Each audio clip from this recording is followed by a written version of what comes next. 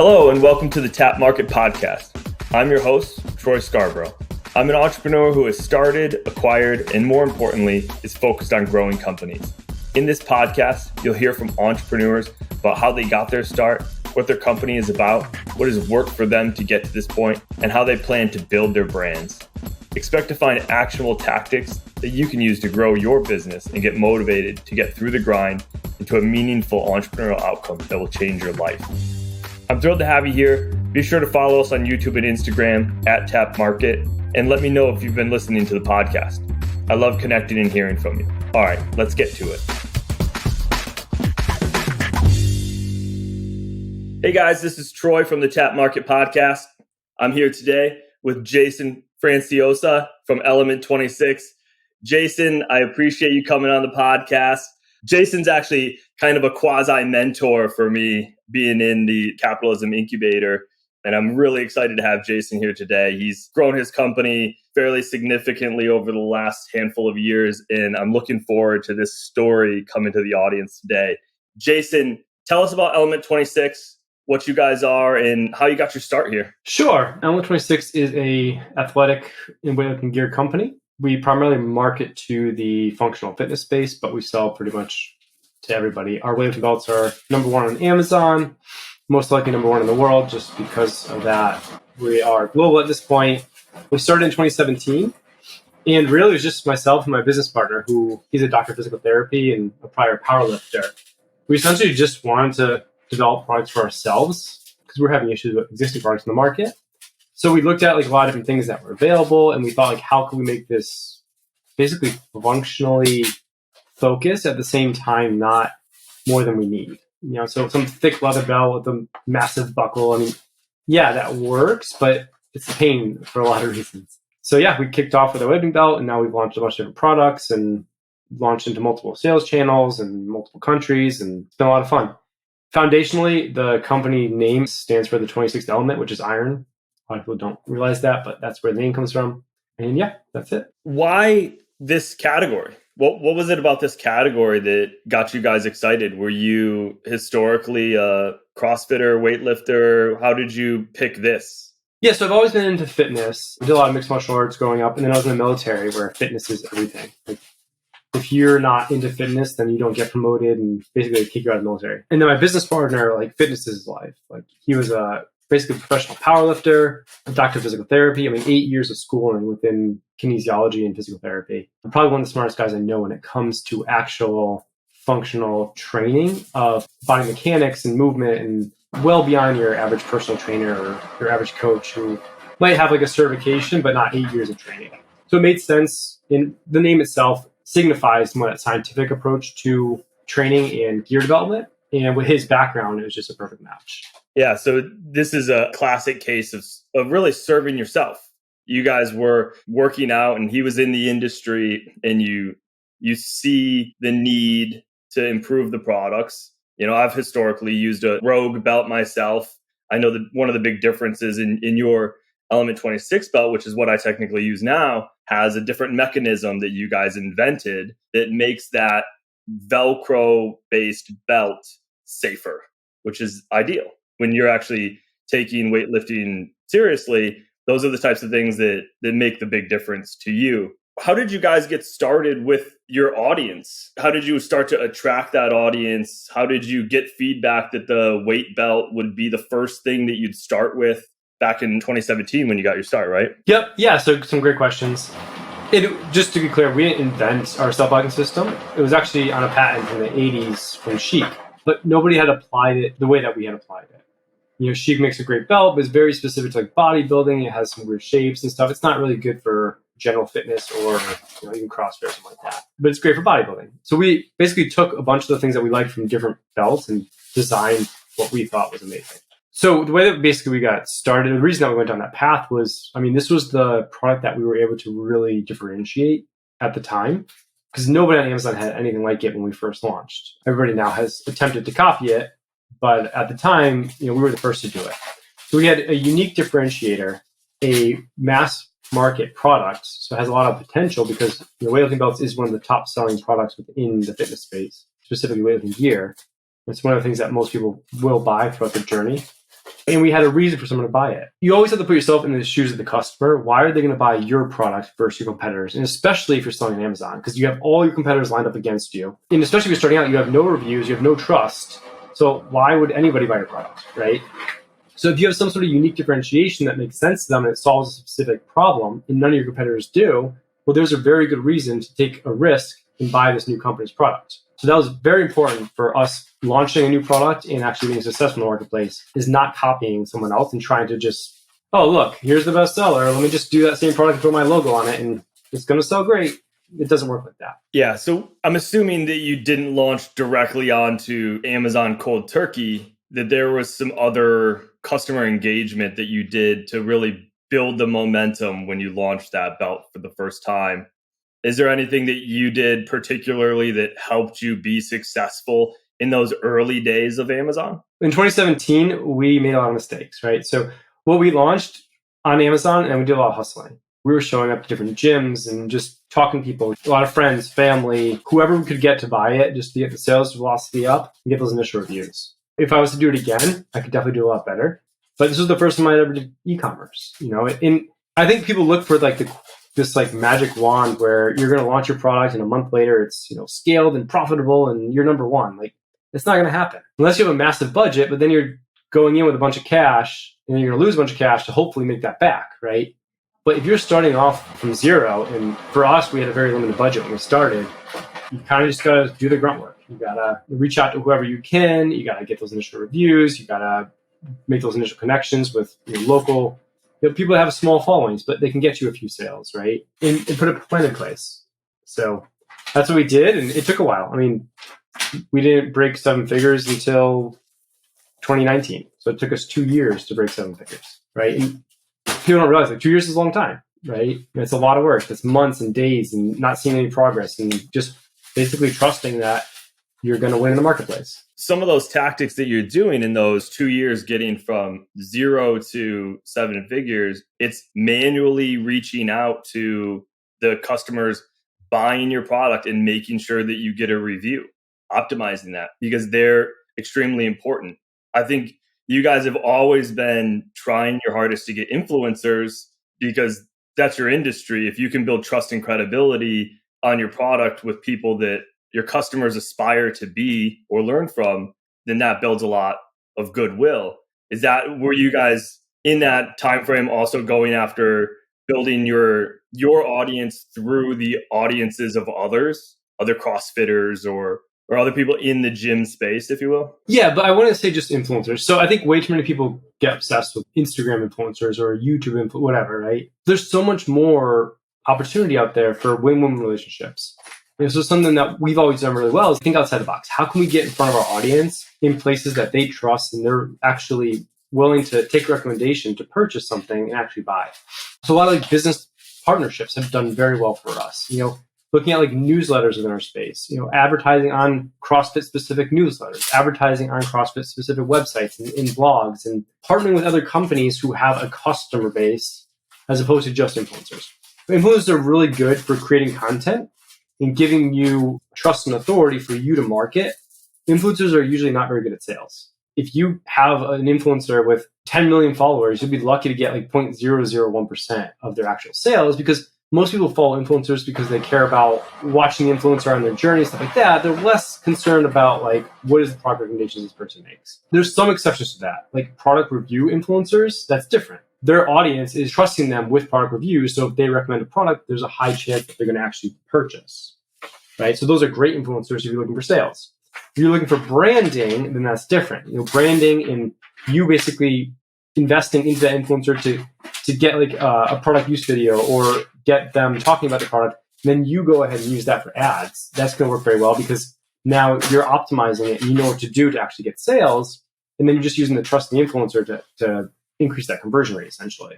Jason, I couldn't have said it better myself. As you know, that is the thesis behind Tapped Market, is the co-marketing aspect, the business to business, working with each other to leverage each other's audiences to get sales. We've had Drew Camp on here recently from the Epic Dad Company. He sells pre-workout to dads out there. He doesn't sell a weight belt. Element 26 co-marketing with Tedco and Drew is like a great example, like easy example for me to say, you guys have a similar audience that you can work with that's beneficial to each other. And there's definitely a way to structure working with each other, whether it's inserts in the products you're sending to people, whether it's email marketing blasts, whether it's a blog article, just introducing it to your audience.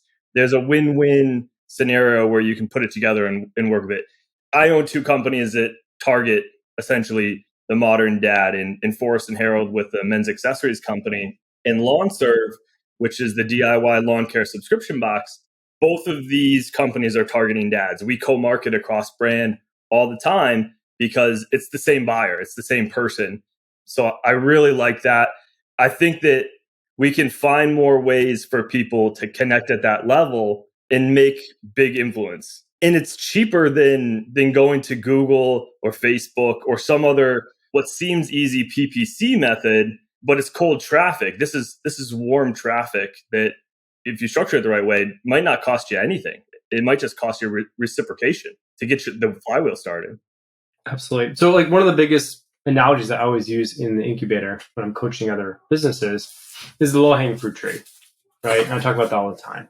Essentially what that is a way to visualize what is your greatest ROI of your time, money, stress, and effort.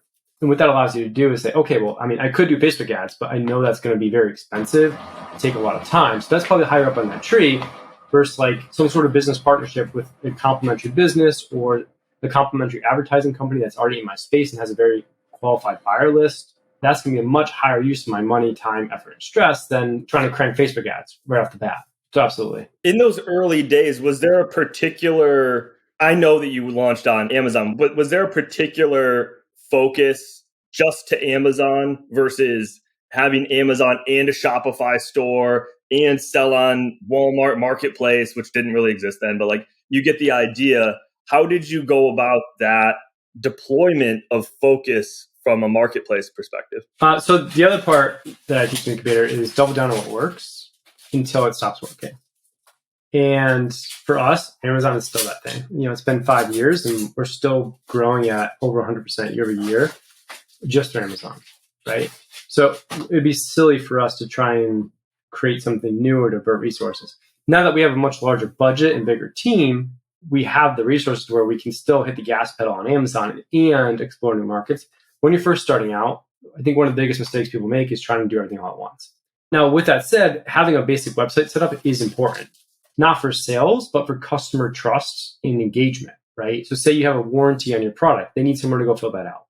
You don't want them going to just a random Google form. You want them to at least see something official from the company. They're going to have issues, right? They're going to Google your company and try and find and contact you a lot of times. You know, especially if it's something that, you know, Amazon's generic customer service can't handle because they truly like the product, but maybe have some questions about it. Washing instructions or instructions on how to use the product, stuff like that. That's what the website's important for. But if your goal is to launch and scale on Amazon, it'd be silly to try and do your website or retail or something else at the same time. But if your goal is to say scale your website and not be on Amazon, then don't do Amazon while you're trying to scale that, right? So as long as you're seeing results, double down on what's working, and just be very cautious trying to chase too many shiny objects because that has killed more businesses than pretty much anything else I've ever seen. At the same time, you're doing a lot of those other efforts like building your list. You're trying to capture a percentage of your Amazon audience into a list that you own, that you can communicate with, that you can put new product launches in front of. And I'm assuming that you actually drive a lot of that traffic back to purchasing on Amazon because of the multiplier effect that you can get on Amazon by launching a product and getting the organic conversions and the attribution conversions that they have on Amazon now too. One thing a lot of people don't understand about Amazon sales is you can profitably acquire customer data. It's a big aha moment for people when that clicks. But say you're doing 1,000 sales a day, you only capture 20 of those email addresses. You acquired 20 email addresses from highly qualified customers at a massive profit, as opposed to paying Facebook, $3 per email address, and they didn't even purchase, right? Just for getting leads. So it's a profitable lead acquisition strategy, which is just unheard of.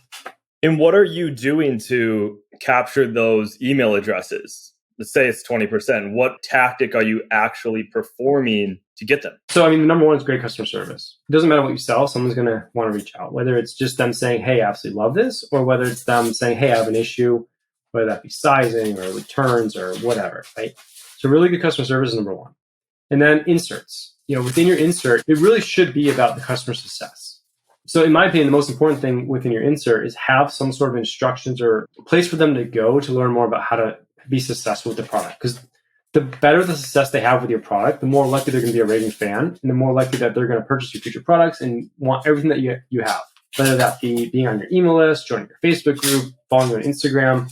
If they achieve the results that they're set out or exceed those results because of the product that you have and then the follow-up that you have through with it, that's going to make a raving fan, as opposed to just like, hey, get another free product. Then they're just coming back because they want something for free. They're not excited about you or the brand.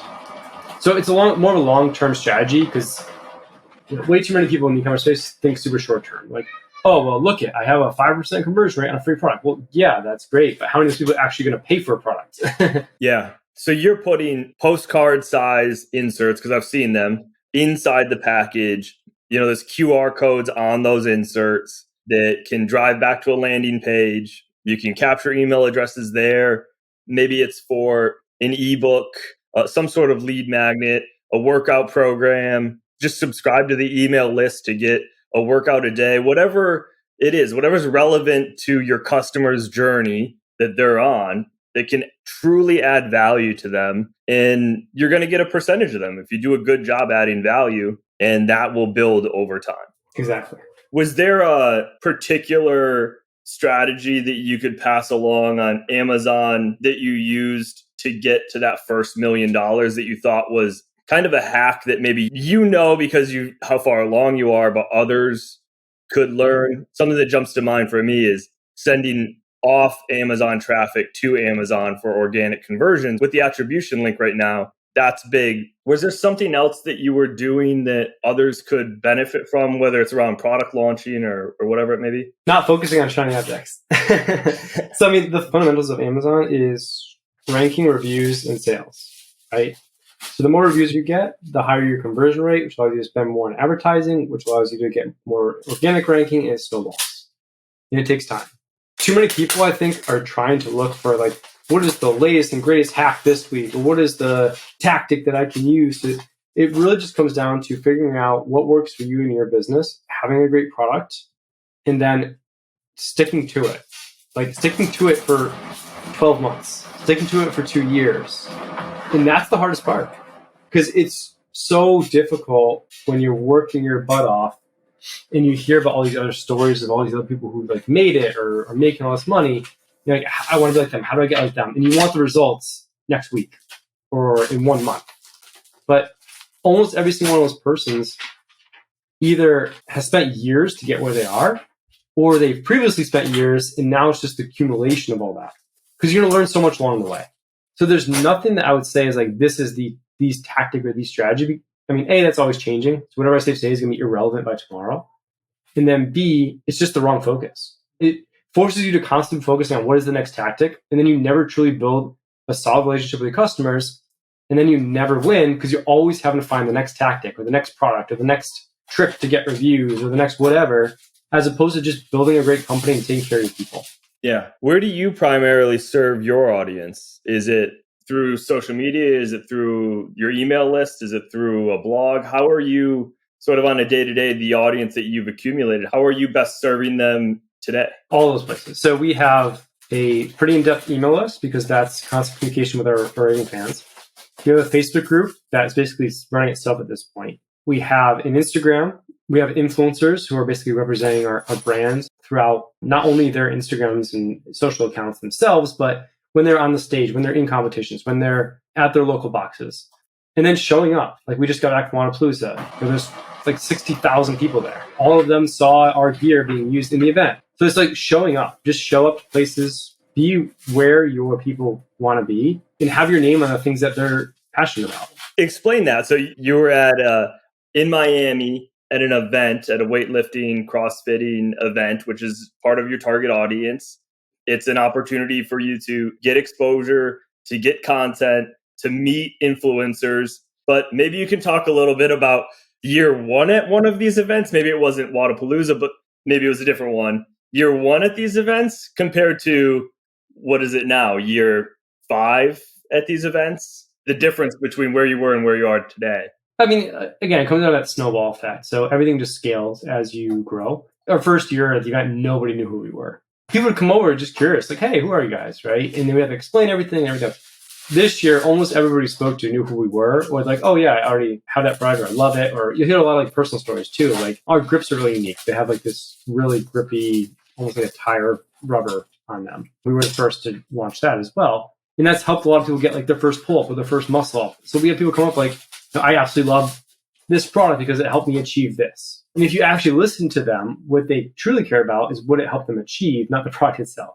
And that's how you create great products, when you're truly trying to help people achieve their goals, not what you want, which is sales. Right. And you're getting that holy grail of customer feedback. So I'm assuming you've made product innovations based on the feedback at these particular events from your core group of users. Yeah. I mean, those are your raving fans, and they'll tell you what they don't like too. You know, some people come up and be like, we launched a new version of our grips and we stopped selling the old one. And we got a lot of flack for that one. So we relaunched our old ones because I had a lot of people that loved them. Yeah. And for you, I know it can be easy. We were talking about this before jumping on today. It can be easy to say, oh, there's a lot of exercise focused events, but there's events in literally every industry. Do not make the excuse that there's not an event in your industry. And if there is not an event in your industry, that is an ultimate opportunity to create one and start to build your own snowball. And then you own the audience there. And that could be even better than just attending another one. And you don't have to have a booth. The first time you go, you could just be walking around and introducing yourself to people and getting a lay of the land. And it's cheaper, and upgrade to a booth when you think that you can actually afford it. You don't have to put yourself out too far. One of the things I like about what your strategy was, or part of your strategy was when you were there, was I think you've gotten a lot of influencer relationships and partnerships and made good, long-standing relationships in the space from going to these events as well. And that's really, I think, played out long-term for you, right? Well, and it strengthens relationships. So like we might have a relationship with somebody that we met through internet, right? But then they'll be at an event, so you meet them in person. And then it strengthens that relationship much more than just the online relationship, because there's only so much you can actually develop through a Zoom call or a Facebook call or whatever. It really takes a face-to-face to truly strengthen relationships. So I think that's a huge benefit. And you're right, like our first events, we didn't have booths. We just showed up. Start learning about the industry, start learning what people are doing, start listening to what customers are saying, meet with other brands, just talk to them. You don't even have to tell them what you're doing. You just go and chat with them. Again, there's just so much you can really learn from doing things in person that you can't learn from all the research in the world online. Yeah, it's really just getting out there and building the momentum. Once you get there, it's a lot of the same problems, but you might have more resources to help you go at it. Let's kind of pivot down that path. I don't know if you can give us a little bit of direction as to where you guys are at size-wise now, but fairly significantly sized company still, but still running very lean. How is operating your company today different? Are there aspects today from when you started that you've implemented that have really helped you scale, whether it's owner model stuff, outsourcing fulfillment, or outsourcing marketing? How is your business different on its path to 8 figures versus before 7 figures, I guess? I hate to say it, but it's not much. So that low-hanging fruit tree, basically just start climbing up it. So when you're first starting, you don't realize it, but you have so much more opportunity than when you're more advanced. When you're more advanced, you have more resources, but you've already used up a lot of those high ROI opportunities when you're first starting. So paid advertising becomes much more important as you scale, because you kind of tap out what free advertising can do for you. So, then it becomes more about what is scalable.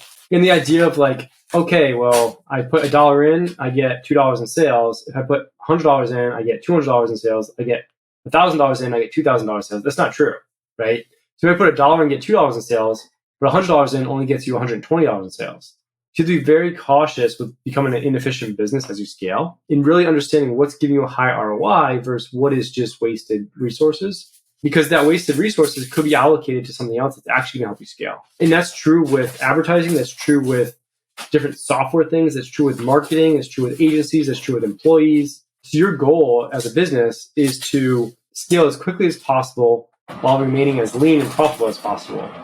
The biggest abusers of this is the companies that get overfunded from day zero. I was up at MIT for a year in the incubator up there. And there's so much funding up there because you have all these amazing engineers and all these good ideas.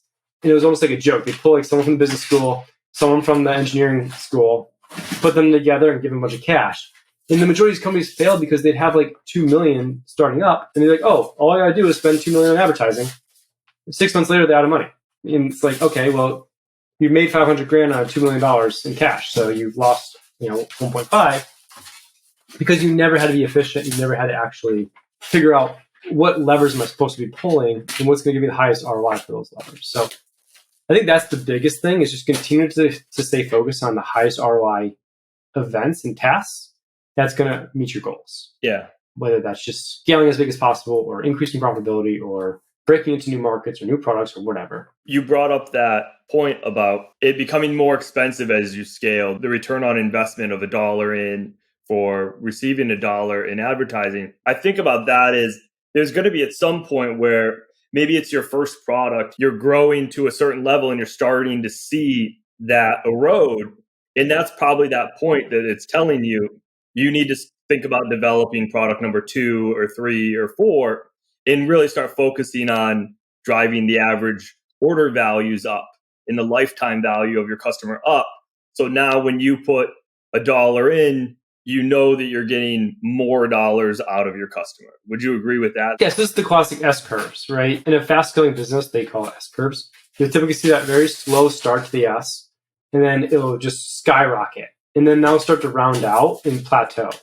That plateauing is the sign that you need to start doing something new. So that's launching a new product, entering new markets, entering new sales channels. So you're going to stick with one product. It's new sales channels, new markets, everything else. If you're going to launch new products, that's your time, right? Because you don't want to do it when you're on that steep up curve, because then you're taking resources away during that period, that crazy growth period, right? And that could be 3 years of crazy growth on a single product. I think too many people get obsessed with like, I need to launch the next product right now. You have 10 products ready to go. Well, do you? I mean, how many huge companies have limited product lines? I mean, Apple only has a handful of products if you actually break it down. And for a long time, their main income was like the iPhone, and there was like 2 versions of it. They had like 2 products for how many years, and that was like 80% of their income. And like they're a multi-billion-dollar company. So it really depends. And the biggest thing that I can tell people is like there's no black and white or general rule of all business that is going to apply to everybody other than the fundamentals, which is you got to be profitable, you got to serve your customer. And what that means is you're providing more perceived value to the customer than you're receiving in return. Right? That's the foundation of any business. Because someone's willing to give you X amount of dollars for your product. And in their mind, what they're getting is worth more than the cash they're giving you. That's like pure fundamental business. Outside of that, there's really no rules. And your job as a business owner is to be creative and do something unique in the marketplace. Otherwise, why do you exist? If you're just a copycat brand that's just going to knock everyone else off, why are you there? Like, why would a customer buy from you when the other brand's already there doing it? So if you need to be unique, you need to be differentiated, and then just double down on those low-hanging fruits and then follow the S-curve. The crazy hacks and stuff, they might work for a short period of time. They might help you in the short term, and then you're just hoping to get out before it stops working.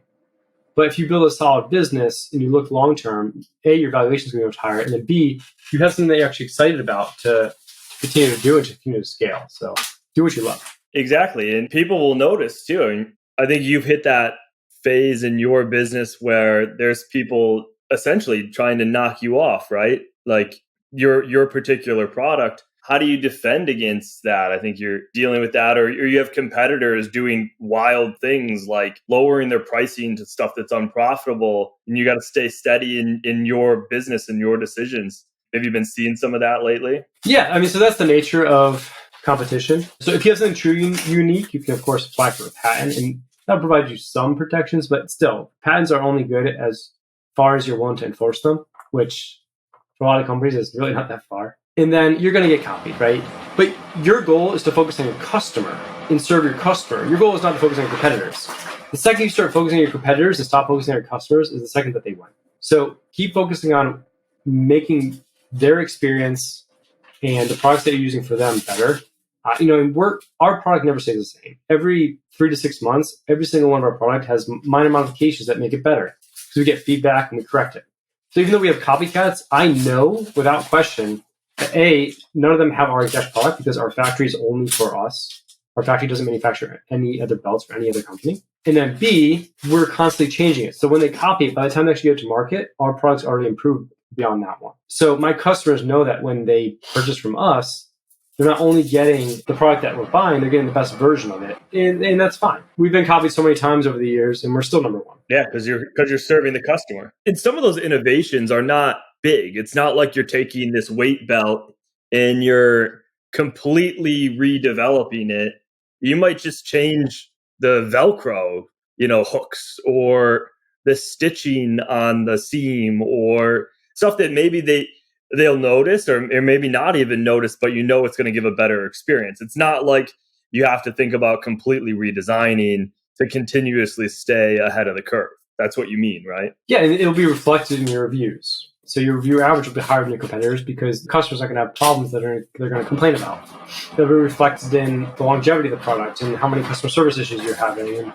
And so constantly improving your product is just good business no matter what you do. And could be a product, could be a service, could be a software, right? I mean, software is notorious for it. You launch the minimum viable product and then you're constantly improving it from there. But there's no reason you can't do the same with a physical product. Yeah, it's a good thing everybody can do. Always be reading all of your reviews because if you get a 5-star review, you should be screenshotting it and posting it to your audience, telling that story. And if you're getting negative reviews, you're learning from it and innovating.